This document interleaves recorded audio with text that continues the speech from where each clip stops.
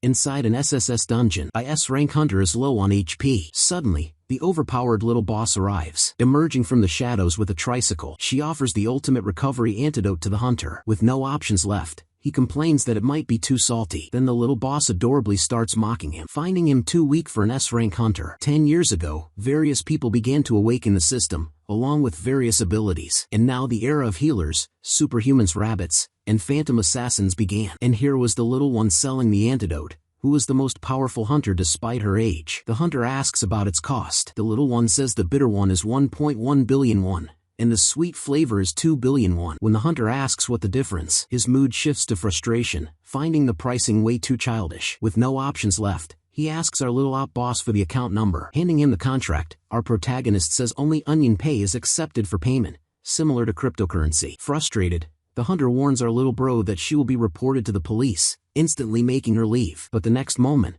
the hunter immediately stops our MC, whilst begging for the bitter antidote, and glumps it down in one go. With this, our overpowered little MC bids farewell. The S-rank hunter uploads this event online. We find out that our OP little MC is also a businessman, trading potions and items. She laughs, looking at the daily income in millions of dollars. However, she gets scolded for looking at her phone by her nanny. Looking cute, the nanny commands her to do the cute dance with others. Getting up, she joins the other kids and starts dancing like nothing happened inside the S-rank dungeon, throwing yet another cute pose. Our little genius, also known as Fake Soda, is glad that business is booming. The economy is too dire that even the kindergartner is out earning us guys. It all started a long time ago, when she was brushing. A system opened in front of her, so she asked her teacher about this strange system window. But the teacher was busy, so she decided to figure this one out on her own. While sleeping, she looked at the system. This notified her that the update was complete. Her eyes sparkled when the system started unlocking skills. She unlocked the broken crafting skill with rank L, along with various op-active skills. Counting with her tiny finger, she knew that the max rank was SSS-rank, but her rank was far superior to that, the legend rank. Then the system began checking her age,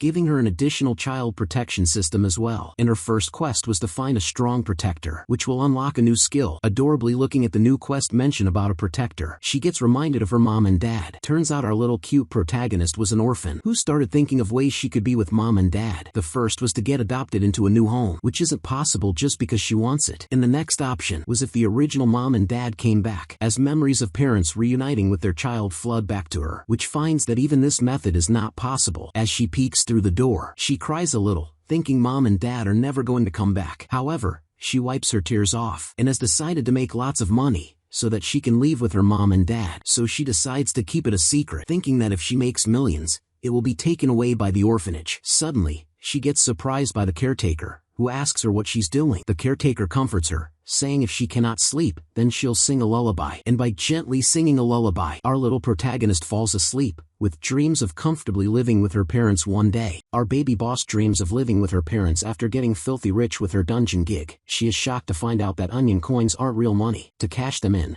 she needs a bank account which she's too young for. She feels like a failure, even though she has over 20 million onion points. It's not even worth more than any free in-game coins. She feels like a complete failure. That's when she notices her caretakers watching top hunter Anjurium's interview on TV. Their guild is ranked number 1. It excited our little miss so much that she joined in the watch party. The host introduces the guild leader of Hunak, Mr. Anjurium. He is also known for being at the center of incidents and accidents. The interviewer asks him about his members who are on immoral acts. He calmly deflects the question, proudly boasting about his guild's strength and his unwavering loyalty to their privacy. Wiping his fingers on the sofa, he coolly states that if such questions must be asked, they should ask the court, not him. The interviewer stammers upon hearing about the court. Back in the orphanage, the kitty party wonders about what they just heard. It's said that his guild offers protection, support, maybe even a bank, help our little hero needs. Breaking the silence, the interviewer asks Anjurium for some tips on joining Hunak Guild. She is asking the real question that our bro needs. Anjurium has been receiving a lot of applications lately, but they simply don't care about who they are, so he demands to not send them. Dripping down sweat on her head,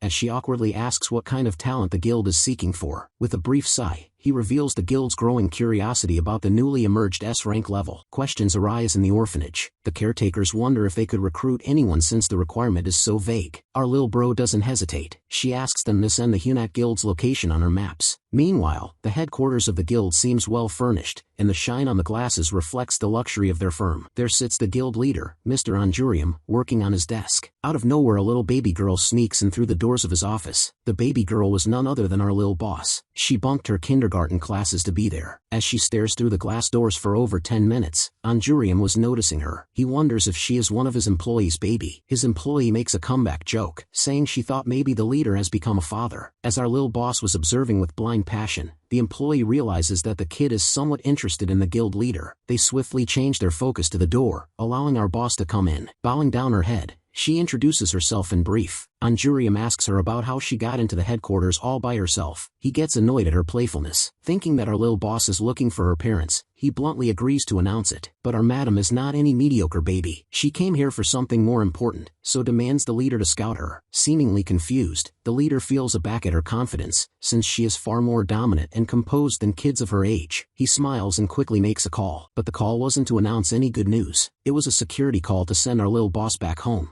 Thinking she would now never dare to enter the periphery, but to his surprise she returned back to him the very next day. Despite being so young, she explains to Anjurium about the exceptional skills that she possesses. Meanwhile, the employees cheer her up like they are playing with a newborn baby. Removing his blindfold, the leader's fury boils over, unable to stand the cringe unfolding around him. He calls off the hunter who let the kid in his office. Playing along with a grin, she accepts her fate. With a strict tone, he demands her to only enter his office for important tasks, to which she replies that she is here for business, while constantly fooling around with our little boss. Seeing the continuous cringe going around, Anjurium questions about his existence. He then shows our lil boss a paper and asks her to read it. Dazed and confused as she gazes through the paper before her, she reads the first words as apple, to which the leader quickly responded that she is eliminated. Hands folded, eyeing her like an absolute boss, he shifts to his ultimate leader phase. Lil Miss is startled, unable to fathom that she got eliminated. Hanjiru is disqualified. The rejection is too harsh for a toddler like her to handle. Hunter Shinnayan gets angry at him for being so rude. Tears streaming down her face, Lil Sis requests the leader to teach her stuff since she doesn't know them. Shinnayan beams lasers from her eyes as she watches him with blind passion. The atmosphere is getting too childlike for Anjurium to handle. He sends Hanjiru to the first floor, offering her some snacks. Lil Miss now gets to smile a little as she gets to taste some cookies. She now doesn't care for anything but cookies. All of a sudden her mobile notification pings. It's a notification from Onion Pay asking for a trade. Getting back quickly to her orphanage, she searches through every spell that she owns. She finds it and immediately gets ready for her gig. Pulling out her controller, she takes command of a cute teddy riding a tricycle. Lil Miss now activates a magic door and heads toward the dungeon. As the controlled teddy enters the field, it gets to see two guys having a discussion. The security at the task force asks for a hunter license from a guy who was probably there for illegal trading. Hanjiru realizes from the uniform the securities were wearing that the dungeon is actually an awakened task force. She gasps as she realizes the police might also arrest her for illegal trading. With flashing speed, she does an about turn, running away from the security. The security notices her and immediately calls for backup. Meanwhile, a blonde dude reminds Anjurium that the dungeon he wrecked recently was hell of a disaster. He yells at him, warning him not to trigger the unregistered dungeons. The blonde dude was actually the director of the Awakened Management Bureau. Anjurium unfolds his blindfold and checks his mobile phone, feeling even more triggered as our boy faked asleep to get rid of his lecture. The message was a support request from the people's staff. With a quick yawn, shaking off his sleep, he decides to help wipe out the criminals. The blonde director is surprised by the decision since Anjurium is not the perfect fit for such gigs. Leaving him behind, he quickly swings open the door and boldly announces his gig. His sudden exit jolts the car so hard, it nearly sends the driver and director into an eternal nap. Anjurium is high in the air flying over the streets. Wondering how to reach his destination, he maps out the route. Stomping his feet over the jagged rocks, he spots the cute teddy speeding across from him on a tricycle. The sheer absurdity of the scene forces our boy to pause and rethink everything. In an instant, he calls someone to confirm if the cute teddy is some illegal trader. His suspicions were true. Our baby boss turns out to be a well-known illegal trader for awakened items. He pulls the teddy off its tricycle with a jerk. Our little boss immediately cuts off the call which was connecting them. But the cutie doesn't seem any more than a normal toy. Who's gonna tell the guy about the mastermind behind the innocence? Realizing how close she was to getting busted, Hanjiaryu wipes the sweat off her forehead. It would have been better if she had cut off sooner instead of running away in panic. During this time, she senses something strange since the screen had shaken unexpectedly. As she continues with her doubts, apparently tall legs appear behind her. It was none other than Anjurium. He picks her up, realizing the cute kid wasn't an innocent one. Karu recognizes the man and her excitement sparks. Curiosity flickers as his gaze sweeps the scene. The energy traces left on the doll helped him track our lil boss. As weight settles, he questions her ownership of the doll. Relief blooms as she hugs the pink teddy. Since our bro is not up for any kid dramas anymore, he speaks her username IamGru1237 to see how she would react. Tension coils across her face. Realization dawns as she's cooked now. Her face pales blue. She tries to hide behind the teddy. Pink light flares and a system notification pops up. Shock ripples through him as she reveals her legendary skill. Our lil bro is actually an S-ranked awakener. Calm and composed, Hanjiaryu thanks the leader. Arms crossed, he repeats her expectations for joining his guild. He thinks that she wants to engage in illegal trading and stuff. But our lil miss is confused since she doesn't even know what trading means. Despite not being able to understand anything, she bluntly agrees with whatever he is saying. Dude is shocked and unable to react at the moment. Hesitation passes. She hands over her phone offering him her entire net worth. He stammers, face pale, overwhelmed by the onion points, unsure if it's a bribe. Clueless as ever, the little miss calls it a bribe, just like bamboo sticks. After he flinches from the foolishness, he asks why she's giving away all her earnings. Sadness trickles down as she says she might earn well after joining the guild in Onion Market. He acts clueless, questioning what the guild is, but our lil boss is up for any guild. In a flash, her phone pings, reminding it's 10 p.m. and it's time for her bed now. The leader sighs, urging her to sleep and postpone the conversation. She playfully agrees and darts to her bed. He sinks into deep thought. Dude isn't actually worried about morality, but what to do with an orphan toddler. Young S-rankers like her are usually sent to Cheongsong in South Korea, where they dive into deep politics and bear the sins of their elders, and realizes she needs a guardian now. He wonders if he is good enough for such heavy responsibility. Memories surge as Jurim's screams ignite his PTSD. The next day, the morning sky hangs heavy and gloomy. The orphanage buzzes with its usual playful energy. Suddenly, a door swings open as Anjurium steps outside. As he nears the orphanage gate, he steps back, sighs deeply, and presses against the wall to hide, preparing himself for the task to avoid any regretful mistakes. He steps inside, immediately met with mocking from the toddlers. While everyone is expecting an adoption, our little miss silently prays for none, because finding her real parents is her life's goal. The group of mini bullies starts mocking her. She sheds adorable tears. She sheds cute tears, believing opening a bank account will help her find her parents. A gloomy swirl of sparkles circles around her as our boy steps closer. He lifts her into his arms, announcing his intent to adopt her. Tears slow down, and her faded vision begins to clear. She realizes the hero is none other than the guild leader she is aiming for. Coat drops as his protective claim surprises the children. Out of nowhere, a middle-aged man appears. The man was the director of the orphanage. Anjurium offers a polite greeting and states he's here to adopt the little boss. The child protection skill unlocks as she gets a trustworthy parent. Her doubts whisper as she senses ulterior motive. Amid her peaceful night's sleep, Lil Miss grins, imagining tomorrow's move to a new home. She wonders if the guild leader, now her guardian, should be called Dad. A wave of flashbacks sting, making her decide he's only the guild leader, and not her dad. She smirks, convinced the guild chose her for her S-rank power, not her cuteness. So Anjurium not being her dad doesn't bother her. New day starts. Lil Boss is heading for her new life with the guild leader. Everyone at the orphanage bids her a final goodbye. Among her friends, the playground bullies are the saddest guys, crying out loud as she leaves the place forever. The kids had already reconciled after their fight. It turned out that little bully was weeping because our mini-boss rejected his proposal. Pride lifts as she gets in the flashy car of her new dad. But our ma'am is so small that the seatbelt doesn't even fit her. Looks like Anjurium will have a tough time adjusting everything to her size. Overwhelmed by the shine and sparkles, she wonders if she could afford such luxury if she becomes a hunter. Instantly amused by her thoughts, she dreams of opulence. Jumping out of her daydreaming, she starts claiming her quest rewards. She claims another skill, deep-rooted attachment. Strategy clicks. Caregiver attachment grants points. Disappointment sinks. Combat power under 5. The system pings if she would like Anjurium as her primary caregiver, to which she accepts immediately. Another caregiver slot appears to be unused, but users below the registered caregiver cannot be granted for the slot. She wonders how to fill in the other slots and perform the division. The system warns her that the devotion skill can only be used for registered caregivers, and the devotion points are valuable assets. Lil Bro wonders if she could use the points to upgrade her stats. Without giving it another thought, she quickly checks her devotion points, only to find that she has no points currently. Anjurium consults her about what she is thinking, but our Lil Queen thinks being a hunter is a compensation for her weakness, and with excitement she asks about her guild membership. step, to which our boy promises to recruit her if she follows the rules. Adorable as ever, she readily agrees to follow the rules. Squinting his eyes, he lists the rules. The first rule is to never trade on Onion Market. Her joyful vibe vanishes as she hears it. Irrespective of exceptional abilities that one possesses, hunters do not grant illegal transactions. She bursts into tears, begging him to let her keep running her business. But our dude has an offer. He allows our lil queen to run her business on the hunter market. Disappointment hits her as she realizes she isn't registered as a hunter yet. Our boy isn't finished with his offers yet. He promises to help her out with the registration. He gently pinches her cheeks while explaining she must stop all illegal trading. She had only offered extra commission for a trade,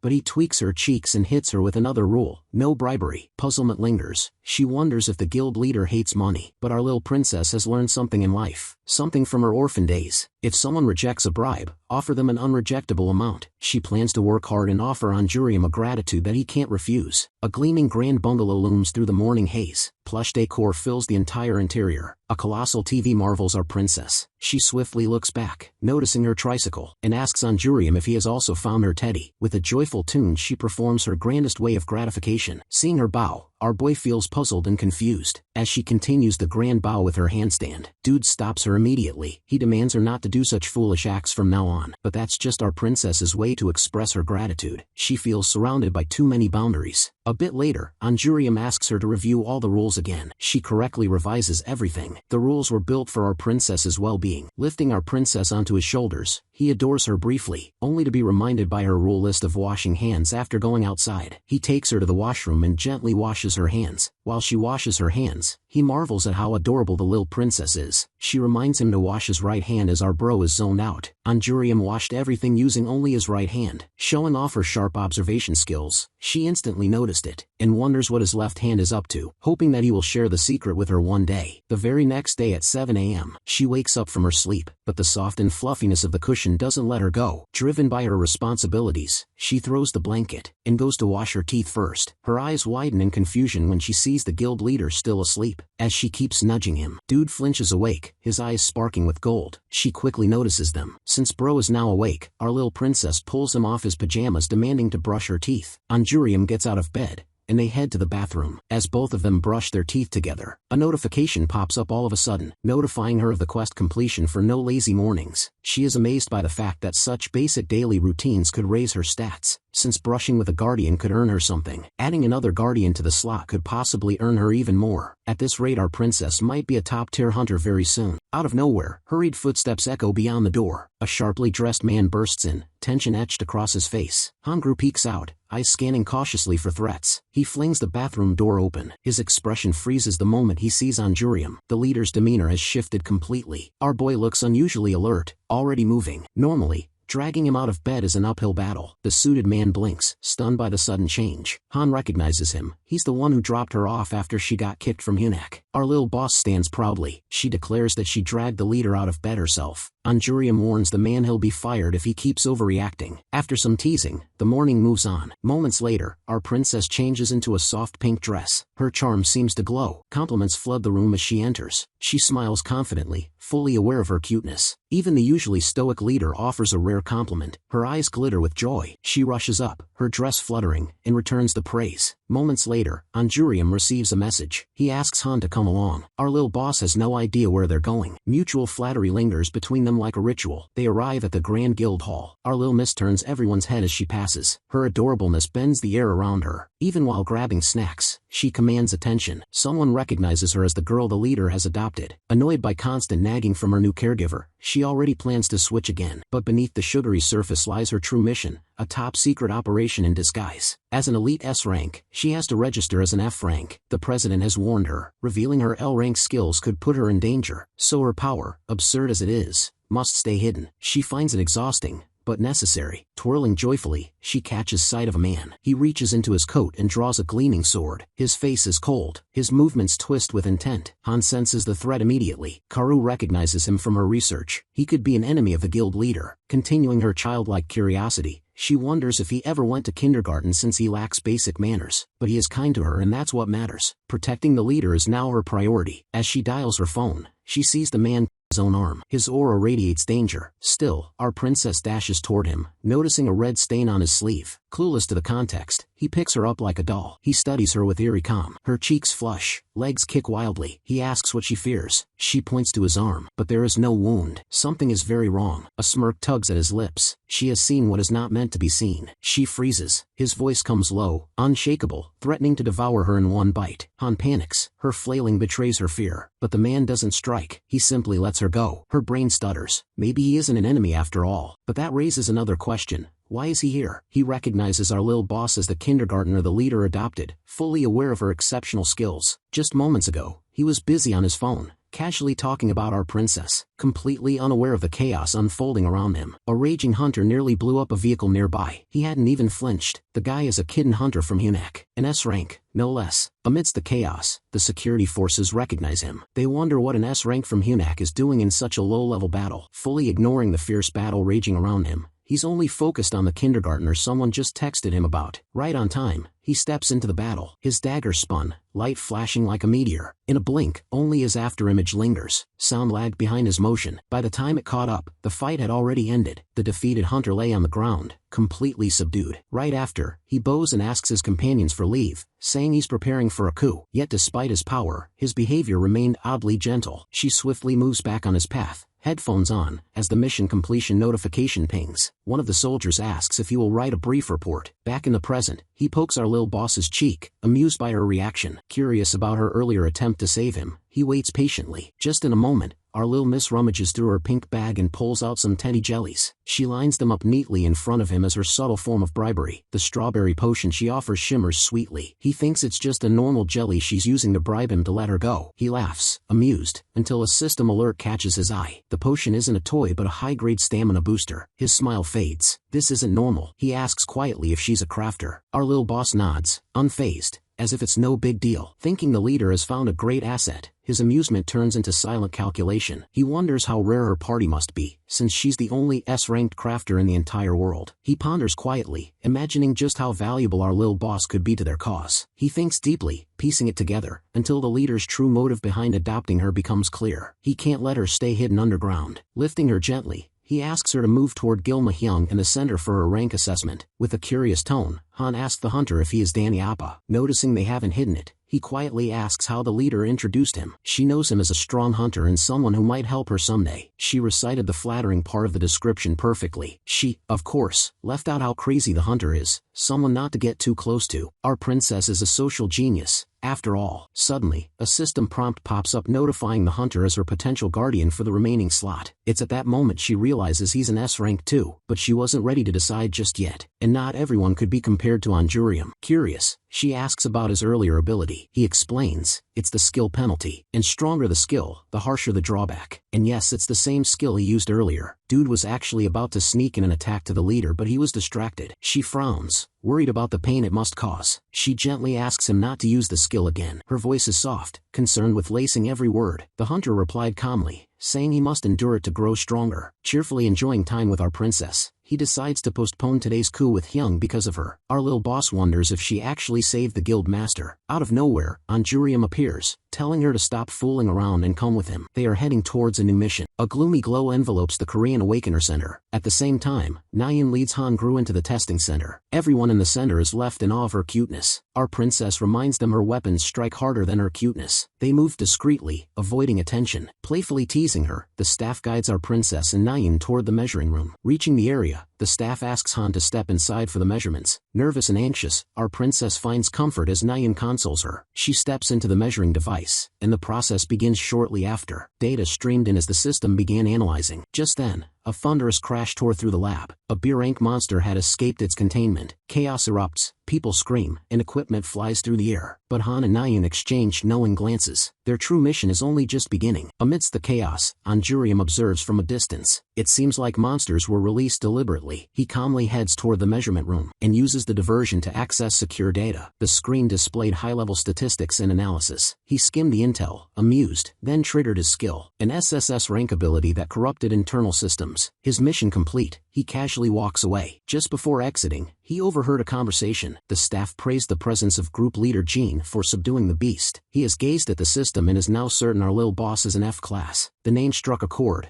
making him sense something dangerous. His instincts screamed warning. He wonders if there's some underground hero capable of wiping out a B-class monster in mere seconds. Flashing back to Hunter Gene, he is an SS-ranked hunter who defected from overseas, and he also possesses the reading skills. Restless and nervous, our little boss sits in the waiting room. Nayan told her to stay calm while she went out to meet someone. The wait is stretched too long, as the warning signs begin to emerge. But what if their cover had already slipped? The door creaked. Karu rushed forward, clinging to his legs. She acts adorably, but the person she hugged wasn't Nayun. The leg felt different and the scent was wrong. She looks up and freezes. An unfamiliar blonde man stands before her, introducing himself as Mr. Gene Silin. Recoiling slightly, she backs away, heart pounding, voice trembling. She quickly feels something is wrong and senses the man is dangerous. He tries to explain nervously, saying he won't hurt her. His clumsy hands offering her some candies made him seem less threatening. Reaching into his pocket, he grabs some candies, only to fumble and spill them unconsciously. Watching his sheer folly, our little princess wonders if the man might be less dangerous than she though. The blonde man scratches his head,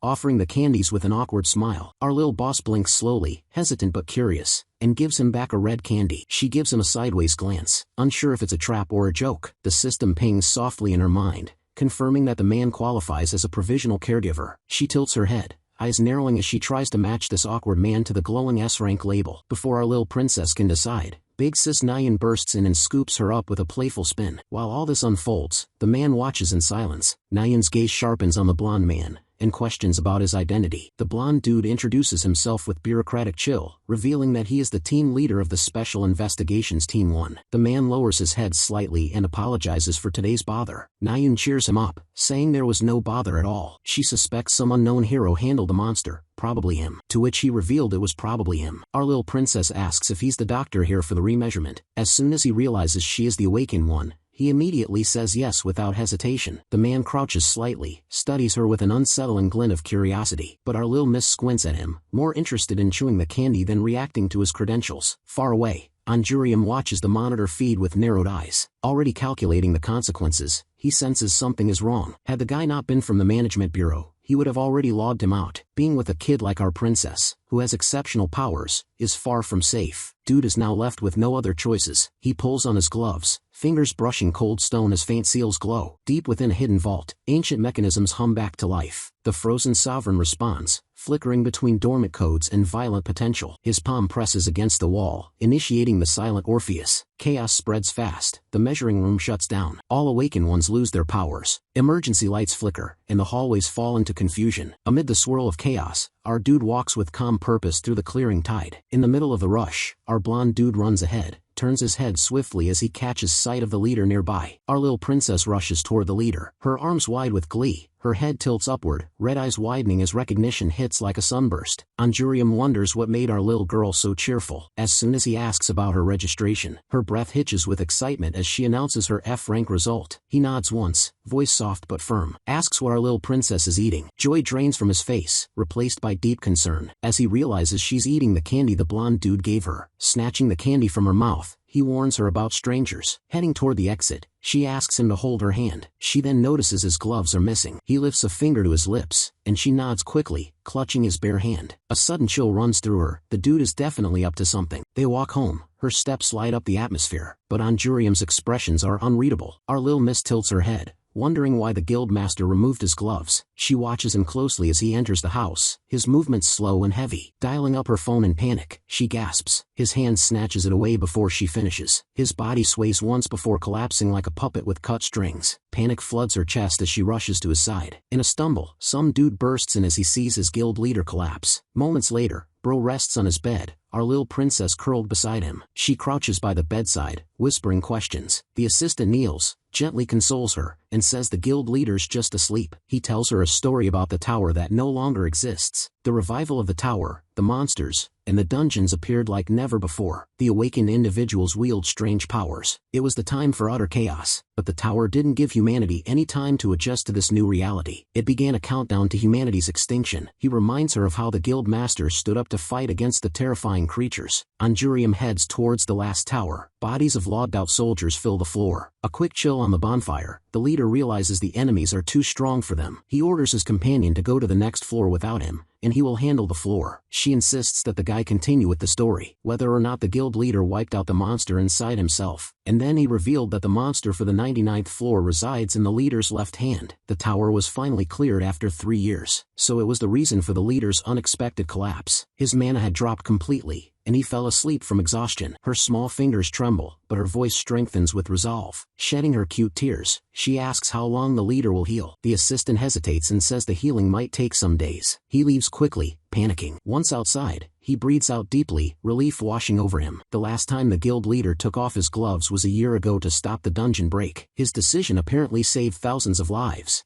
but he ended up in a coma for a month. Since the reality might tense our little princess, the guy chooses better not to tell her. Raising curiosity amid her crying, our little princess wants to know about the incident. She wonders why the leader rarely talks about it. Pondering her thoughts about the master lying beside her, our little princess gets a call. The guild member notices, and it's a call from the Awakener Registration Center. Seeing the master like this, our little princess feels it's the first time she's seen an adult suffer so much. Determination crystallizes in our little princess to help the master. In the meantime, the system triggers a quest to revive the magic-depleted caregiver. The quest says her hand touch is enough to revive her caregiver, and in reward, she will get 500 points. Completely ignoring the listed rewards and declaring the goal more important than the points, her small palms glow as she begins channeling healing energy. Our little miss, as adorable as always, waits over him in hope of revival. Praying silently, the guild master prepares to leave, as questions flood him from the media about the dungeon battle. Being the only survivor, all eyes are on him. Just as he says he didn't reach the 100th floor, he wakes from the dream. His chest finally rises deeper, breath steadies,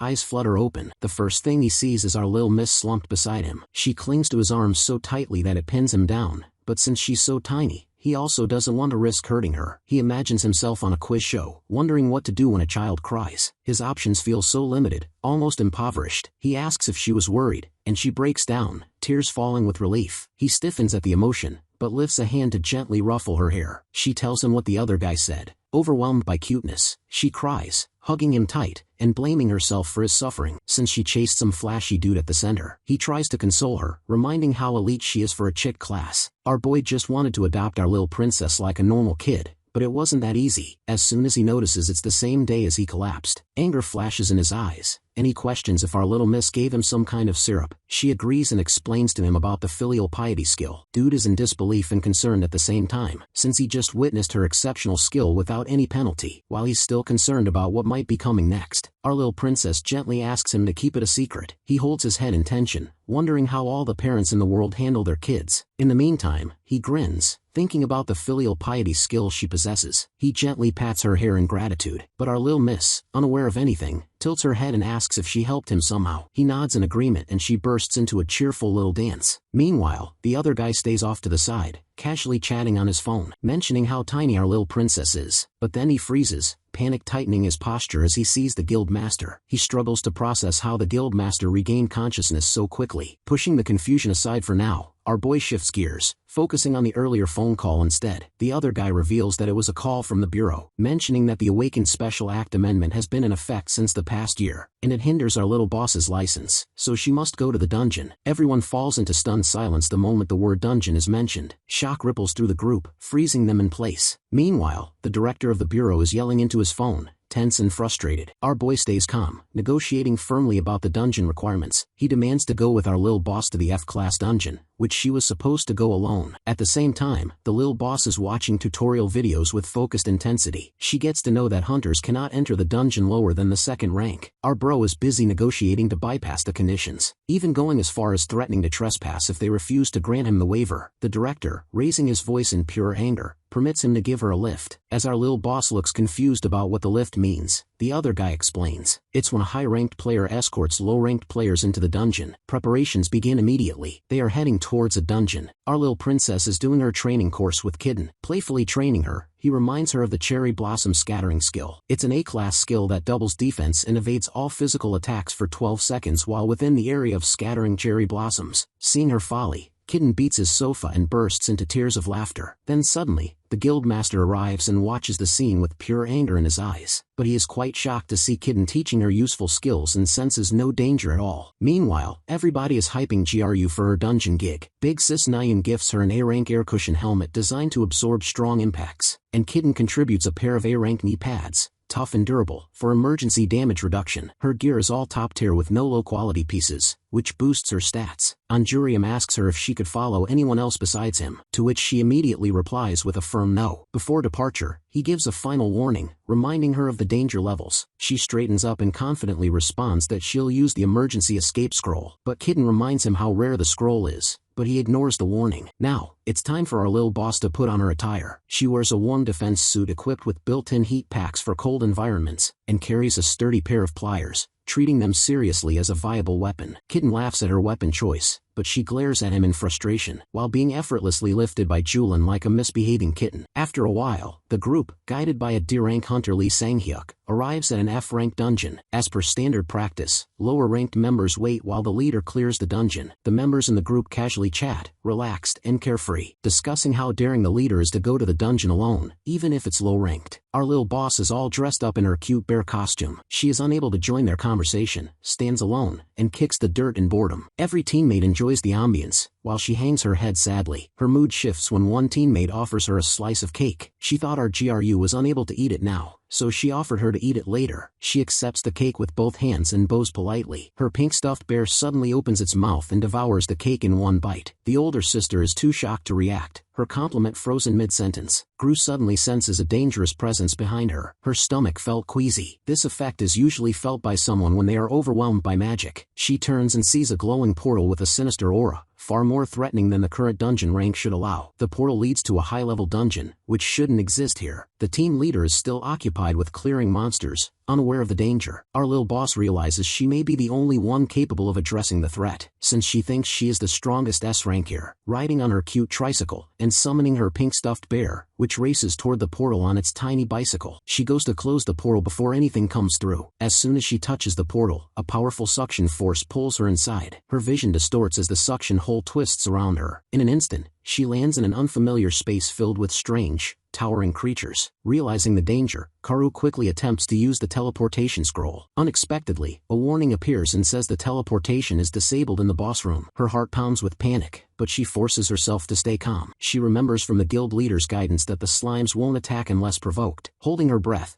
GRU now begins to carefully tiptoe past them. In a frosty, cold chamber, our little princess looks at the icy orb. Its beauty catches her eye, but still, she feels uneasy and cautious. Lil Miss plans to take it but hesitates, fearing the big blue slime's anger will cause a mess. She activates her pluck it out skill to secretly take it without being noticed, and gets a Mephisto shard that boosts her attack by 100% and cuts enemy defense by 50%. Our lil ma'am gets excited to use her new buff. She fuses the duck beak with Mephisto and gains the power to make magical snow ducks. Using the skills excitedly, she realizes it works, and gets happy to gain such an ability. Gru then takes down all the slimes with the snow ducks. The Cradle of the Frost Clan dungeon is now cleared. She excitedly writes her hunter name, feeling one step closer to becoming the strongest hunter. Riding back on her tricycle, GRU gets out of there. As she rides, something mysterious brushes against her back. She, with a look of surprise, looked behind, but there was no one. Meanwhile, the leader is praising everyone for their efforts at the dungeon. Big Sis is stunned because the leader passed without even entering the boss's room, to which he replied hesitantly that the boss might have logged out on its own. Gru, in hopes of getting her license, thanks the leader. The leader, accompanied by a lady, emerges from a magical whirling door, leaving her utterly confused. An unexpected rainfall drenches the area. Gru steps out into the rain, and silently watches her teammates leave with their families. All alone, she remembers her kindergarten days, where all the kids leave with their parents, while our GRU had to go with her caretaker at the orphanage. Ignoring the guilt, she wonders if she should go home, and also store her teddy suit in waterproof storage. She takes a deep breath, rides off, and bumps into a tall masked man. He offers her an umbrella. Gru recognizes the familiar voice. It is her guild master. As soon as she could respond, he signaled her to stay silent. Our little princess's eyes light up, and she launches herself into his arms, clinging tightly in a joyful embrace. Excitement bubbles as she recounts her dungeon triumphs. Glancing at the stormy sky, thunder rumbling, she grins, heart warmed by her guardian's presence, making it feel like perfect weather. His gaze softens, seeing her childish perspective. But to our little princess, this is just good weather. A gloomy sunshine spills across the sky. The guildmaster lounges on the rooftop, cigarette in hand. Out of nowhere, he faces constant remarks about Gru's awakening wherever he goes,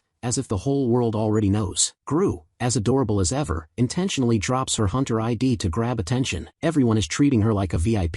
The guildmaster let out a wretched gasp as he knew of her objective. Twirling around playfully, she flashes her hunter card with a proud grin. With a passion in her eyes, she asks the guildmaster about the next dungeon, to which he said it might be possible when she's grown enough. But our little boss starts to express her emotions with tears all over her eyes. She needs the gig to improve her performance and contribute to the guild. No one's mastered emotional blackmail quite like our little princess. Telling her not to worry about her performance, he offers his hand. As she offers her tiny hands, he gently slips a watch onto her wrist and connects her watch with her phone. Gru stares at the watch, recognizing it as a smartwatch. Our little boss asks the guild master if she could perform miracle changes. Dude, unaware of the miracle change she's talking about, follows her finger as she points to the TV, asking for the animated characters on screen. With an even smile, he encourages her to give it a try. She strikes a final pose, fist clenched, and shouts, "Transform," with a serious tone. The guildmaster is stunned, as he struggles to contain his laughter, asking her to repeat it. Our little princess was fooled, and she starts to hit him with her tiny hands. Suddenly, Bro carries her, asking what he can do to make it up to her. Gru demands a dungeon trip, but he lets out a small sigh, clearly annoyed,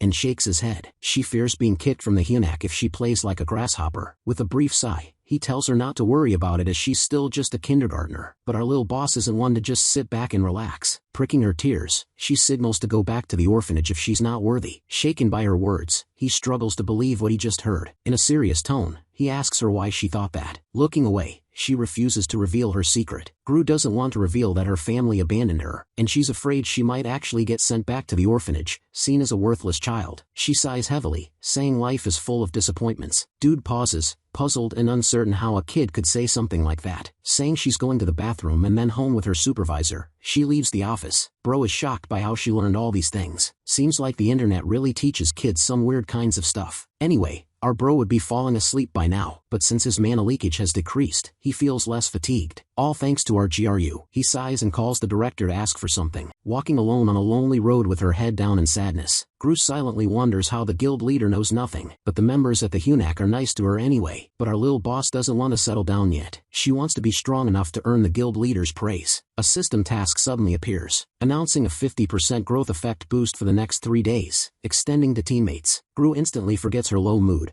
eyes lighting up with excitement, thinking she might win over a guardian if things keep going on her side. She prepares to act, but a tingling sensation stings the back of her neck. Dismissing it as a mosquito bite, she casually touches the spot and finds nothing unusual. In the next moment, our little boss is playing with Kitten in her hunter's attire. Shifting into serious mode, she announces her intent to make a deal with him, but casually fooling around, he playfully unmasks her bare head, making her cry out loud in irritation. She promises a reward that might be hard to refuse. Not taking her seriously, he casually agrees to hear the deal. She was just about to reveal the deal, but Kitten again playfully snatches her hat, breaking her attempt at mystery. Gru puffs her cheeks, glaring with teary eyes and accusing him of hating her. Dude panics, waving his hands, and apologizes to calm her down. Our little princess, ever gentle, decides to forgive him, just this once. His playfulness shifts into curiosity as he asks about the deal. With a serious tone, Gru demands a dungeon trip, since she wants experience points to contribute to eunuch, and she needs to enter the dungeon and gain experience points all by herself. Kitten hesitates, knowing it's quite risky for her to enter the dungeon all by herself, but as soon as she reveals the 50%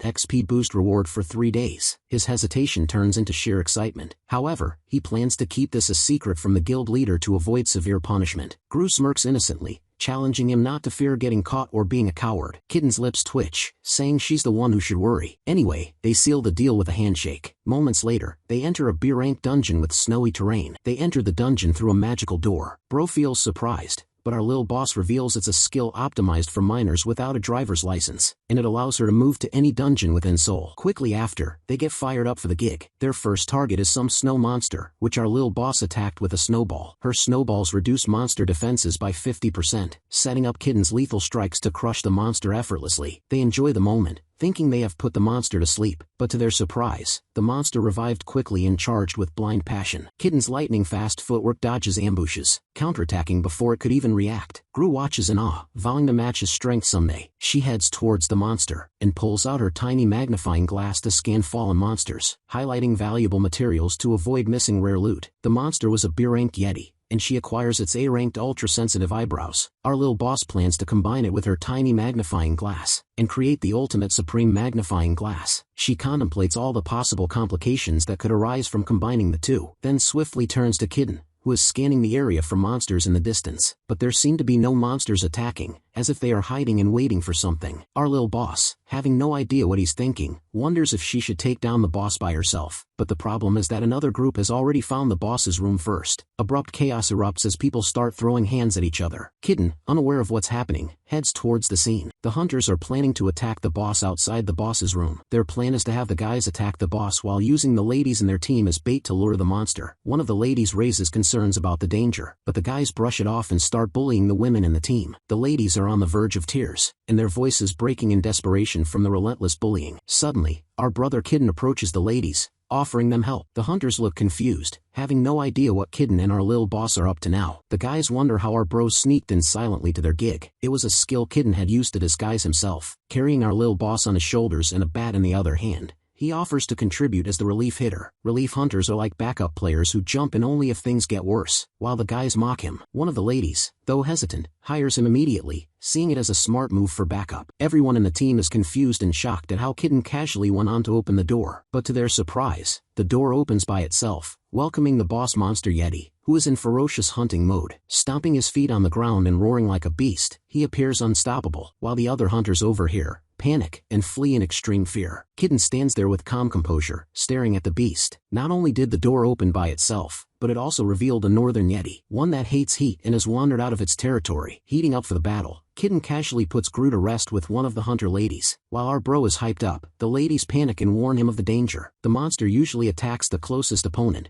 but this time it's different. The monster's eyes are fixed solely on our lil boss. Kitten flashes his blades, successfully diverting the monster's focus. The monster swings a giant stomp, attacking Kitten, but dude dodges it with a slight flinch. He activates the Viet's Desire, an item that shapeshifts freely according to the user's will. While our dude holds his own against the monster, his companions stand by clueless, unsure of what to do next. Seeing those phenomenal skills, one of the hunters, probably the leader, begins to suspect Kitten. Our dude is clearly ranked much higher than these cowards. The cowardly leader plans to sneak attack Kitten, fearing that if Kitten escapes the dungeon, the management bureau will come down hard on them, and they'll be cooked for life. Meanwhile, Kitten carefully analyzes every move and finds the core of the monster. He is just about to strike, but the low-life hunters sneak in. Showing off his S-class reflexes, dude quickly retaliates. The cowardly leader's face turns pale with fear, and he stammers our boy's name in a scream as he sees him. Kitten sends him flying as he attacks with the edge of his weapon. The other members also turn pale blue with fear as they hear his name. Dude enters berserk mode and activates his lion's breath skill. The hunters kneel and bow as they recognize who our bro is. Kitten suddenly begins losing his mobility as his mana drains rapidly. At the same time, the monster closes in on them, poised to unleash its ultimate attack. The cowardly hunters scream, cry, and faint in deep pain. A firm silence suddenly falls over the chaotic scene. As one of the cowardly hunters unwittingly opens his eyes, he sees our convoy towering over the defeated monster. The cowards overhear, panic, and flee, recognizing Kitten's S-rank status. Stabbing his jab into the monster's core, Kitten stands like the final boss. Shifting his mode to normal, he turns to find Gru now. Just as he notices the Viet's thirst still vibrating, he grows concerned. Meanwhile, our Gru, held by the female hunter, tugs her sleeve, asking to be put down. As she speaks, the lady is in utter shock, as she mistook her for a toy. Gru stretches, scratching her neck where she had felt stinging earlier. Suddenly, the air shatters like glass. A red-stained hand tears open a rift, revealing a three-eyed creature. Everyone trembles in fear, unable to comprehend what they're seeing. But our lil boss, unfazed, scans it with her magnifying glass. Something feels off as she isn't feared at all. A system prompt revealing her pliers block fear effects. The Mephisoto-infused stinging Duke Puncher had nullified her fear. As soon as the puncher identified the henchman, the skill activated. The creature, the henchman, stares at her. Gru squints, confused, and hurls a snowball at its face. But it doesn't flinch. Her ability is ineffective against its high level. The ugly monster grins, clearly amused by how ineffective her attacks are. Out of nowhere, Kitten scoops her up. His eyes are gleaming with excitement, but our little boss sensed his fast heartbeat. Dashing away at breakneck speed, he takes her to safety immediately. He sets Gru on a rooftop, ordering her to stay. High above the building, he gazes at the monster. The monster seems so absurd that its hands appear to connect to its body wirelessly. Kitten grins joyfully and says they have finally met. He drops from the building, diving toward the creature like a falcon unleashing a fierce attack. The monster smells some familiar stains from our guy. He activates his skill, Purple Bloodstream, entering into a continuous splitting in berserk state, and increasing his stats by 200%. At the same time, Gru feels annoyed by the wind on the rooftop. The system immediately senses her trauma and sends her location to the Guardian. Kitten is meanwhile in a brutal battle with the monster, flashy movements and swinging swords. None of it even scratches the monster's overwhelming aura. The monster mocks his sloppy attacks, revealing a personal taunt about Kitten fleeing from his father for a sword. His sanity snaps, lunging recklessly, his dagger striking from behind. The demon remains unharmed, throws away his hands to attack. Swinging around, our guy perfectly dodges the attack. The demon stiffens, his eyes dart wildly. The sword is gone. In the meantime, a surprise strike pierces him from behind. He retaliates instantly, blasting the guildmaster into the dust. Reaching for his sword, he dares the human child to display his uselessness again. Kitten is drenched in his red stains, fainted in a haze of pain and agony. Voices echoed inside him, telling him he shouldn't run. But all of a sudden, his body gave in, and he collapsed. Suddenly, the guildmaster arrives, his weary voice echoing through the room, laced with frustration at their reckless behavior. Swiftly tilting his head, his sharp gaze locks onto Gru's hiding spot, startling her as her heart begins to race. Gru trembles, realizing she is being tracked via a smartwatch, and her face pales slightly. Placing his foot over Kitten's motionless body, he realizes with a scowl that the monster Malachian had escaped, and tries to remind Kitten that he cannot shoulder the battle alone. Kitten suddenly exhales deeply, crouches low, and releases a sudden surge of energy, but collapses in an instant. Our little boss realizes, from the unspoken hierarchy of power, that the guild leader stands at the very top. Crouching her tiny frame, she quietly plans her escape, but the leader's shoe blocks her. She chuckles nervously, feigning a chance encounter. He glares at her with a brief, irritated glance, but our little princess quickly bows her head, murmuring a nervous thanks. He questions Gru's dungeon escapade, challenging her reckless decisions. Confident yet weary, her shoulders slump slightly, mumbling about knowing her limits and insisting she's unharmed. He softens and asks if she was hiding to avoid scolding. She nods sheepishly, with overwhelming cuteness. Our little princess raises her hands, seeking a hug with pleading eyes. He gives a brief sigh and scoops her into his arms, easing the tense atmosphere. Gru's anxiety melts into a relieved smile. All at once, she inquires about Kitten's condition. He hesitates, aware Kitten needs healing. Sometime later, our little boss flips through an old book, determined to understand Kitten's sudden rage after meeting with Malachian. Sources reveal that Malachian murdered Kitten's father, and the earlier battle was fueled by Kitten's thirst for vengeance. Our little boss seems upset. Her eyes widen, but the monster hadn't even flinched, as if it had some exceptional defense. Gripping her clamps slightly, she realizes the attacks are only effective if Malachian uncovers the monster's defense. Suddenly, the system prompt offers equipment enhancement. With eyes filling with hope, she wonders if her clamps might be enough to debuff Malachian after the enhancement. Agreeing to the enhancement, she clasps her palms together in a quiet prayer. Gru upgrades Misto-devoted duck pincers, disappointed by their mere usable status. At the same time, the hidden ability Absolute Command unlocks, which has the potential to ignore enemy attacks. Lil Boss gets excited. Striking a heroic pose in vivid daydream, she imagines countering Malachian. Before she could finish her daydream, her smartwatch buzzed. The guildmaster's calm voice checks on Gru, noting the housekeeper's delay for the day, and asks if she needs anything. Raising her adorable curiosity, Lil Boss asks in a firm voice about Kitten. He assures her of his recovery, mentioning it's like Anjurium. Duplicate line removed, shifting curiosity into an anxious gaze. She finally grasps how dire Kitten's situation is. Meanwhile, Kitten lies restrained in the training room, red stains blotting his battered frame. The guild leader, Kim, confronts him for taking the battle into his own hands, since the requirement to fight an S-rank monster is at least an S-rank player and 10 A-rankers. So Kitten going all alone in such a vicious battle was practically a suicide attempt. Knowing the guild's strict standards, Kim reminds him of the humiliation the guild might suffer. He also urges him to place more trust in the guild members. Since he's not invincible like the guild master, he needs to rely on others, too. A moment of silence surrounds the two, marking a pause in the conversation that reflects the weight of their discussion and the gravity of the situation. Kitten stays silent, his breath shallow. Only he can hear Malachian's whispering taunts, echoing like a curse meant for him alone. Wondering if Malachian was hiding within his periphery, he notices a dark mark spreading on his hand. He also realizes the Yeti boss had only been staring at Gru instead of him, and Malachian was secretly parasitizing Gru, using her to open the space. So, as the last descendant of Viet, he must reclaim his blade from it. Realizing the weight of his unfinished business, he breaks into manic laughter, like a man teetering on the edge of sanity. Right now, the guild leader Hyung is away at the bureau with the director and he'll be arriving soon. Kitten can't bring himself to face Hyung, and the reason Malakian remains in hiding is that he fears Hyung. On the other hand, this dude nearly got logged out even after becoming an S rank. Kitten chuckles, breaks the ropes, challenging Malakian to open the dungeon for the sword. A dark rift opens. He steps into the dungeon, vanishing into its ominous depths. He arrives in another realm, the sky tinted red, with ships scattered all over the place. On the ship, Malakian greets him, standing with cold and deadly determination. Malakian draws a dark, shimmering sword and mocks Kitten's unworthiness to wield it. Dark vortexes unleash shadowy swords, but our dude dodges with precise and sharp movements. Memories flood in as Kitten remembers his early days. A house with a pool was his mom's wish, so his father spent the family's entire savings to buy a house with a pool in a remote area. The pool had unusual gray-colored tiles, making it look neither pretty nor ugly. Instead, to him, it felt like a huge eyesore, a constant reminder of his mother. Mesmerized by memories of his happy days with his father, Kitten recalls how his father's smile always seemed so warm and adorable to him. He was peacefully playing baseball with his dad when, all of a sudden, a monster appeared. The monster was none other than Malakian. Malakian seizes his father. He felt the monster's sheer strength as it grabbed him, nearly immobilizing him, so he urges Kitten to run for his life. Looking anxious and confused about his decisions, his dad urgently instructs him in baseball terms. The young Kitten flees, haunted by the monster's piercing, terrifying gaze. Despite his strength and stamina, he ran ahead,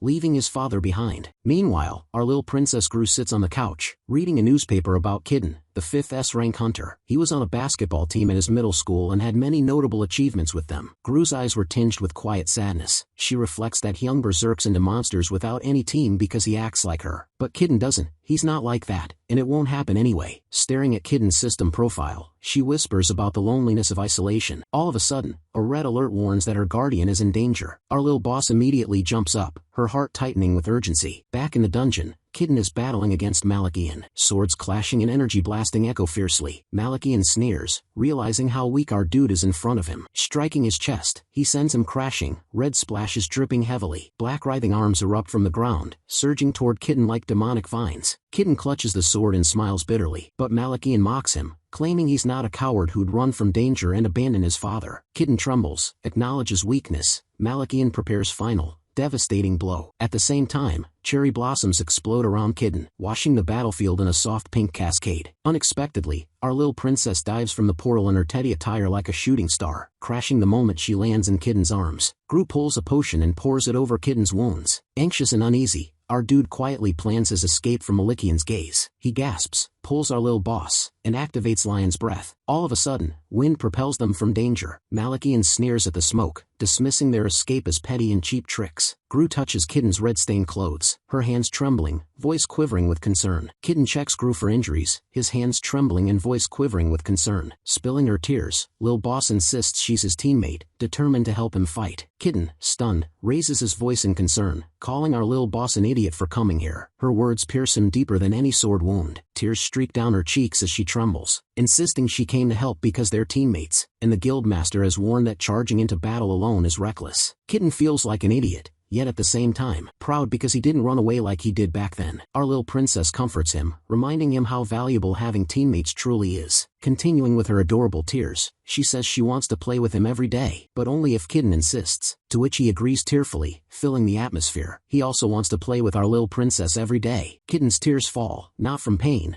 but from being truly understood. Smiling gently, he agrees to fight and play together, holding Gru's hand. Gru smiles through tears, eyes sparkling, relieved by their renewed bond. Kitten slaps his cheeks, leaving our little princess confused. He snaps out of emotion, acknowledging his revenge is suicidal. Gru's unwavering presence shifts Kitten's focus to protecting her above all else. He wonders silently if he could keep our little princess safe until the leader, Jurim, arrives. Pulling from her bag, our little boss reveals a few colorful potion bottles, cheerfully claiming they might come in handy. She also reveals her stinging duck beak, which can reduce the enemy's defense by 50% and the user's attack by 100%, and also ignores the Frost Clan's defense. Kitten stares, baffled and speechless, seeing the absurd item. Our little boss beams proudly, insisting her duck beak is useful in battle. Kitten admits their power but calls them unusable, deflating Gru's confidence in an instant. Suddenly, the yacht jolts violently, and black mist rises, revealing that Malachian is searching for them. He has to make a quick decision now. Malachian sneers, ridiculing him for cowering away and hiding from defeat. Clenching his fist and burning anger in his eyes, Kitten steps toward Malachian. Malachian smirks disdainfully, underestimating Kitten's approach, expecting an easy victory. Kitten surges forward, sword slicing air. Their clash erupts in chaotic shockwaves. Claiming his bestowed power overshadows Kitten's talent,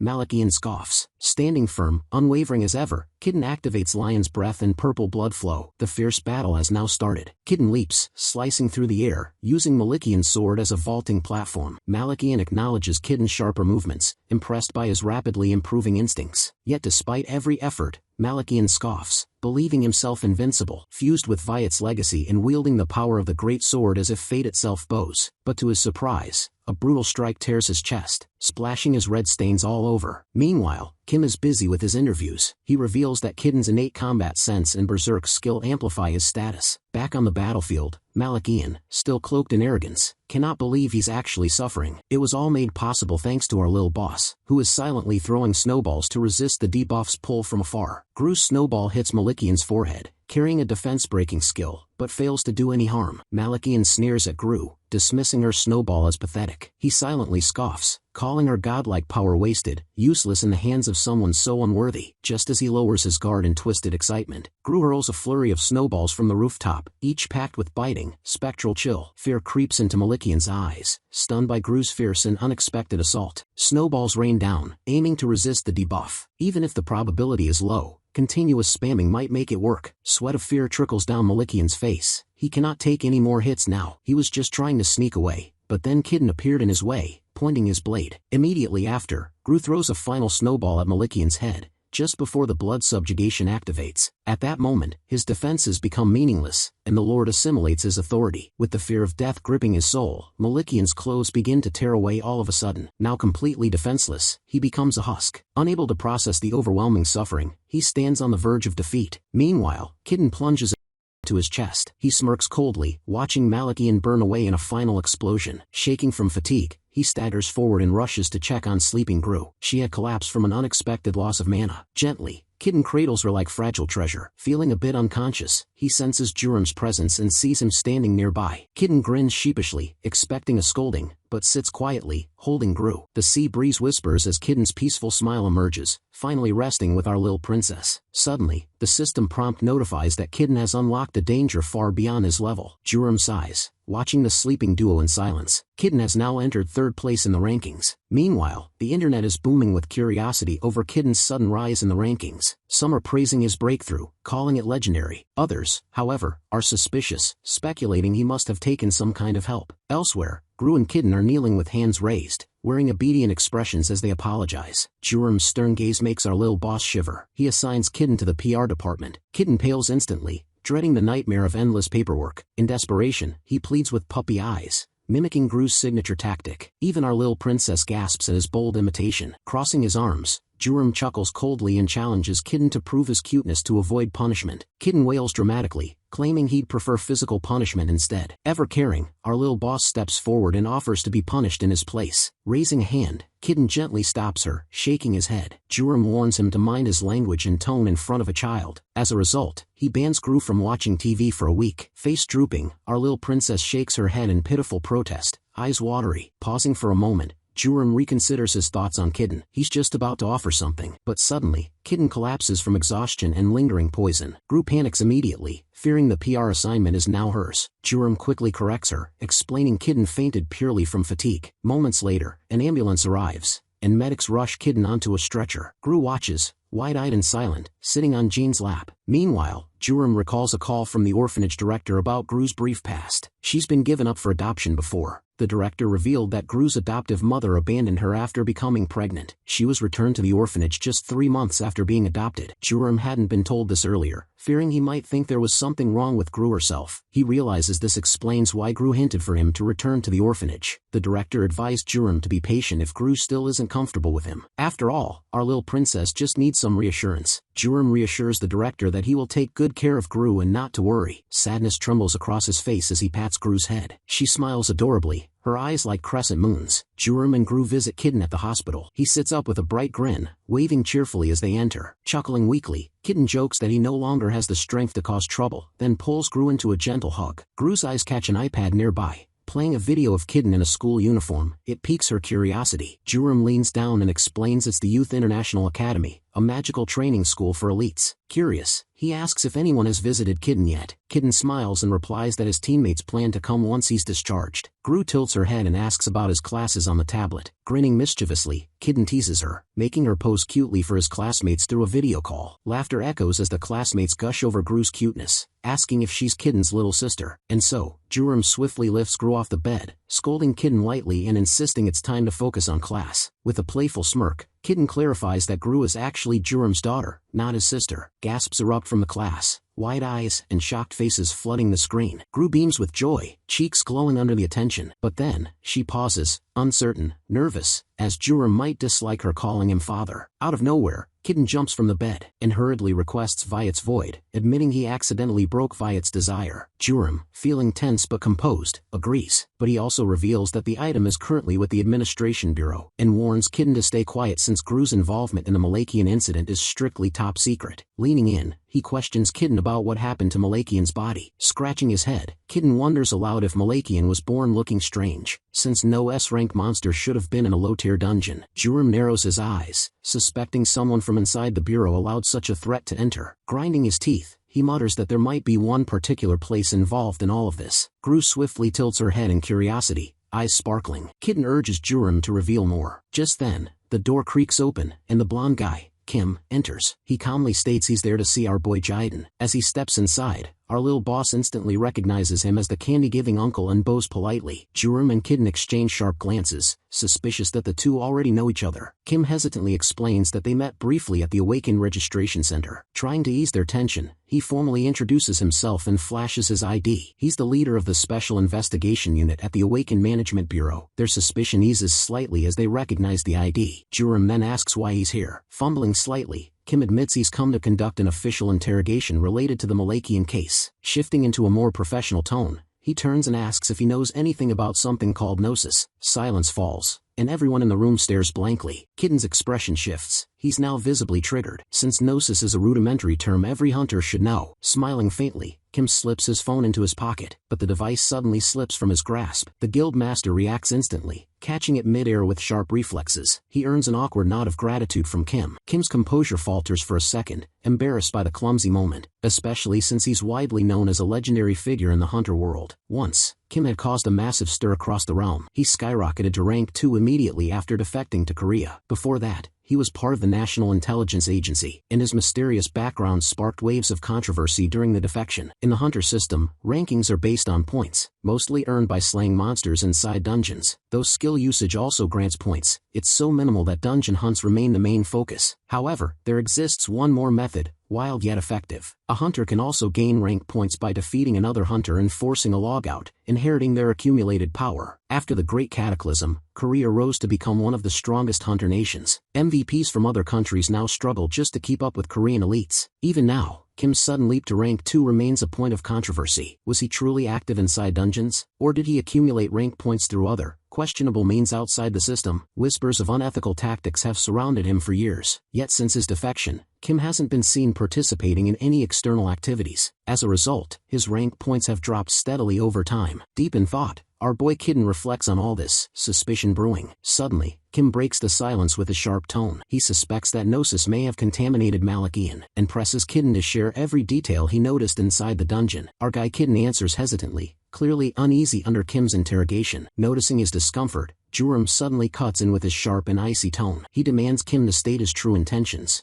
making him visibly flinch. Jurum declares himself Gru's guardian, voice firm, making Kim fumble and grow flustered. Stammering, Kim apologizes and explains he's just following orders from higher up. At that moment, our lil boss chimes in, curiosity twinkling in her eyes. What's Gnosis? Is it really that bad? Kim stiffens. Suddenly, a memory crashes through. A woman's voice echoes in his mind, taunting Jania to kill her, sparing a small child. His fists clench. Snapping back to the present, Kim blinks with a shaky breath. Our little princess is confused by his silence. Kim finally speaks in a low, serious tone, calling Gnosis evil, and saying even our little princess should be careful about it, to which she nods sweetly. Flattened by her cuteness, Kim instinctively pats her head, while both Jurum and Kidden glare with their faces tight with irritation. Realizing his mistake, Kim awkwardly shrinks back. With the tension rising, Jurum steps forward and begins his interrogation. He asks pointedly if Kim came from the nation destroyed during the Great Dungeon Break caused by Gnosis. On hearing that, Kidden freezes, visibly shaken that the topic was brought up so suddenly. But Kim chuckles faintly and nods. That's exactly why I defected. Sensing emotions running high, Jurum swiftly intervenes. He instructs Kim to send the rest of his questions through the bureau, promising they'll process everything quickly. Our boy needs rest, he adds, casting a protective glance at Kidden. And after a tense, awkward farewell, Kim asks for his leave. Suddenly, the system pushes an alert saying Jurum is contemplating Kim's elimination. Panic flickers across his face as he wonders if Jurum is somehow aware of his skills. A hunter's skill set is a sacred secret,